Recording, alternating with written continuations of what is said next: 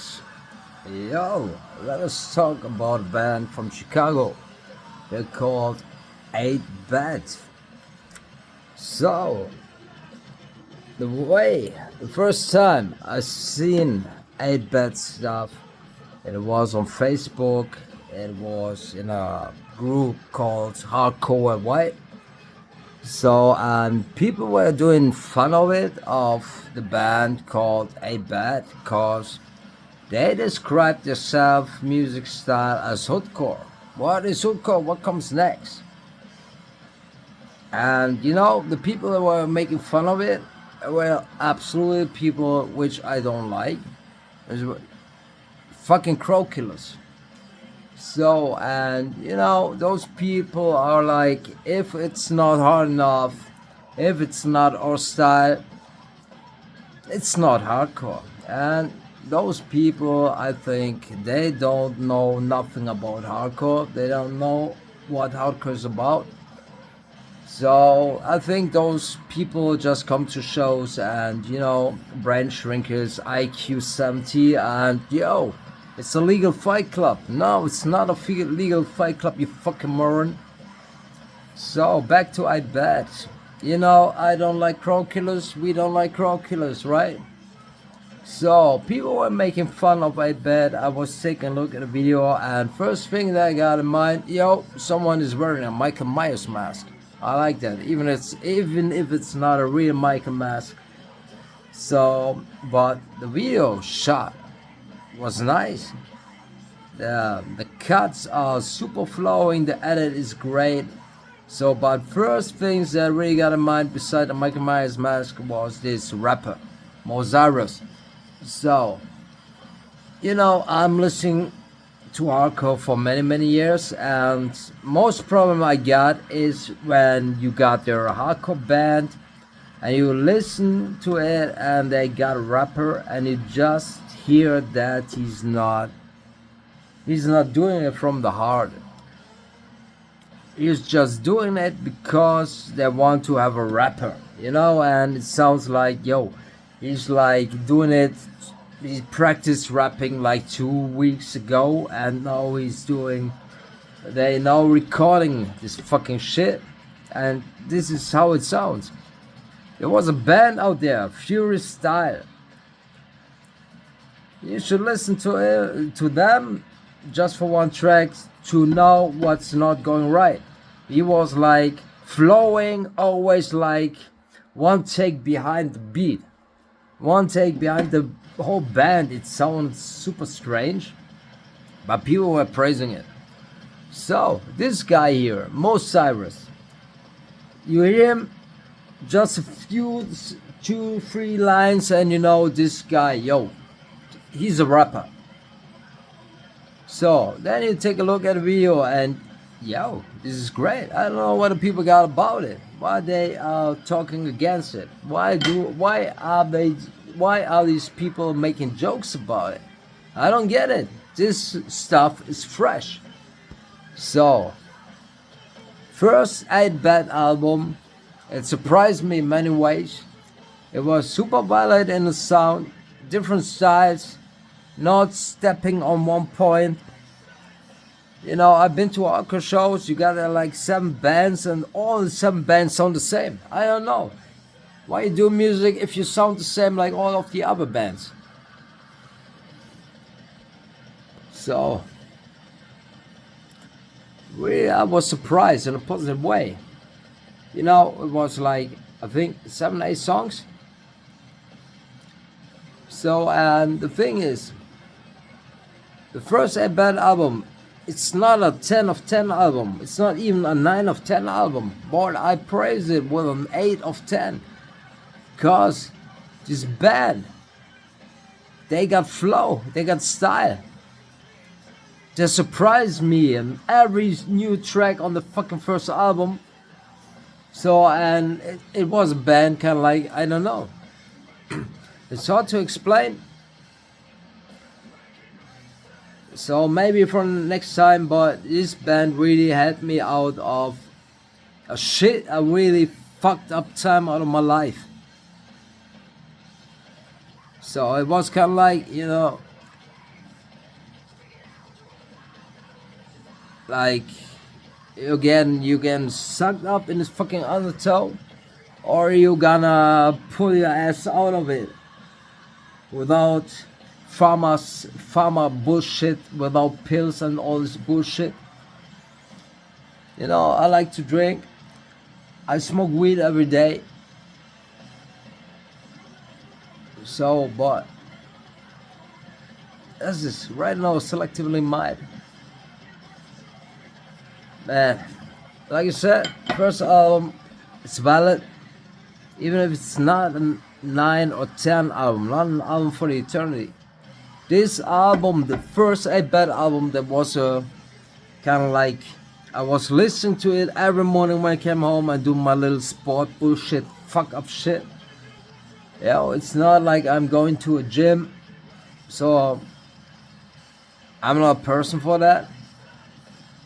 But you know, there are some days, kind of like you're doing your sport things, like 4 or 5 times a week, and you start going more and more and more.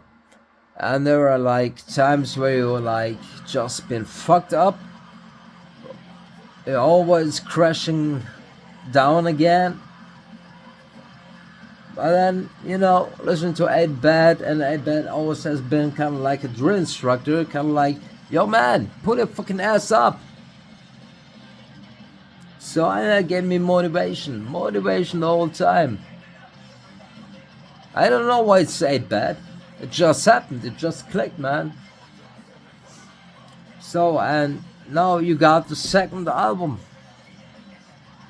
The only negative thing I have to say is that the surprise effect is a little bit gone. After, you know, there's 3 songs of the 10-song album which I listened for many times, and all of the 3 songs are fucking killers. They're straight killers. So, like I said, a surprising effect is not really given, and I had the same problem with album of one of my few favorite bands. They're from Australia. They're called Violent Soho.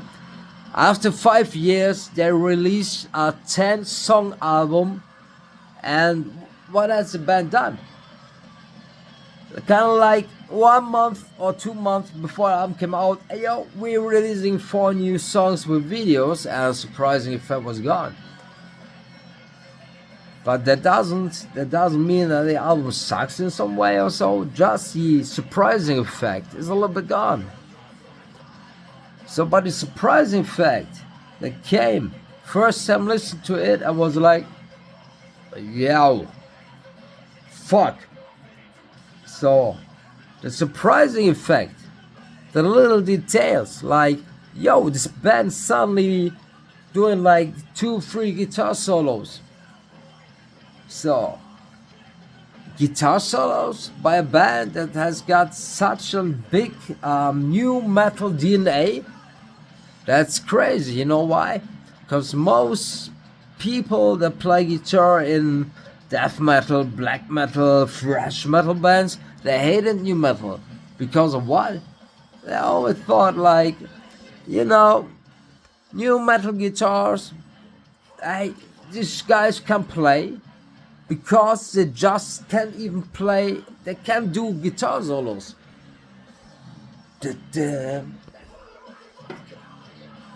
Yo. So, they proved them wrong. Aight proved all these guitar players that are totally against new metal. I can't understand why they're against new metal, because new metal is the same shit like grunge.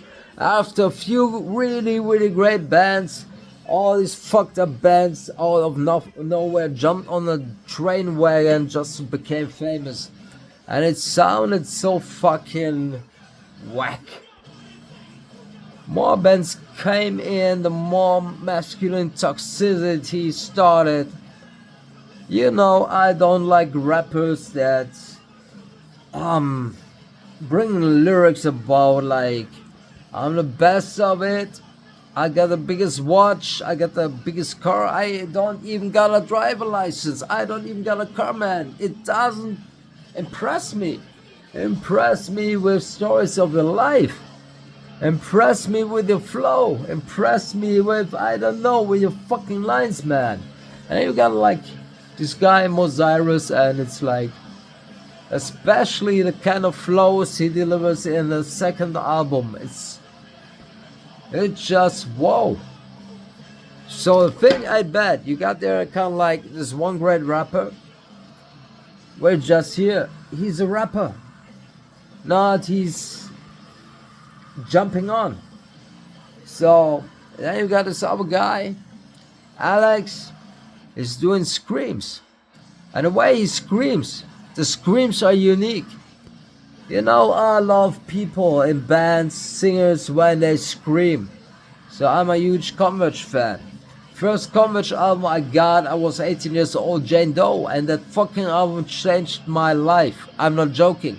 It opened the doors to many other music styles for me. So I like the contrast between the raps of Mosiris and the screams, the harder things of Alex. That's a great match that fits perfectly. So, but one like on a second album, the flows of Mosiris, there are things where he's changing his flow, where he's like we're going up with his voice to pointing up one word, another word, another word. So the production is great. It's not overwhelming, but it's great. It fits. It brings everything right on point. It sounds a bit more dirtier than the first album.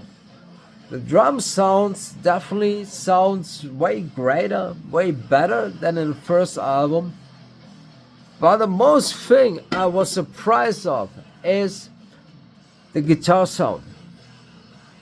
The guitar sound in combination with the band, right now it sounds to me, you know, first album, there's a band. They got great songs, but there's something missing.